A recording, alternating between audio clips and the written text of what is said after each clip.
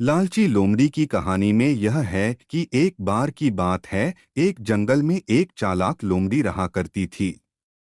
गर्मियों के दिन थे और वह भूख से परेशान होकर जंगल में भटक रही थी।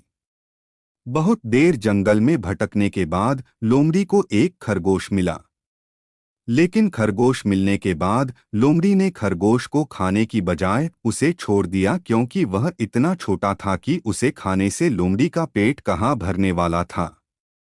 इसके बाद लोमड़ी आगे बढ़ी, फिर से जंगल में भटकने लगी।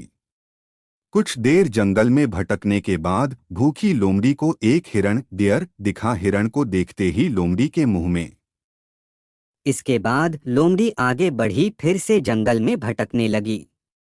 कुछ देर जंगल में भटकने के बाद भूखी लोमड़ी को एक हिरण डियर दिखा। हिरण को देखते ही लोमड़ी के मुंह में पानी आ गया।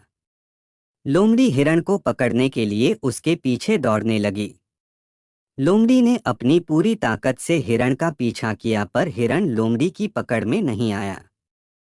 अब लोमड़ी खाने की तलाश में बहुत ही थक चुकी थी।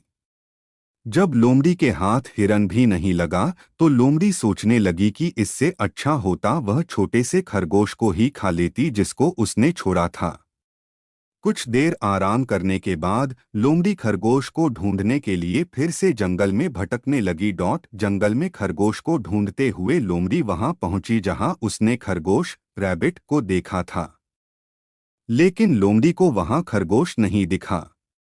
थक हारकर लोमड़ी को अपनी गुफा में लौटना पड़ा, जिसके बाद कई दिनों तक भूखी लोमड़ी अपनी गुफा में भूखा रहना पड़ा और बहुत दिन बीत जाने के बाद लोमड़ी को खाना मिला। कहानी की सीख। उपरोक्त लोमड़ी की कहानी से हमें यह शिक्षा मिलती है कि हमें लालच नहीं करना चाहिए। यदि लालच किए बिना संतोषी जीवन जीते हैं तो आप सुखी रहते हैं। हिंदी में लालच गीडी के प्रसिद्ध मुहावरा भी है कि लालच बुरी बला है। सब्सक्राइब करें।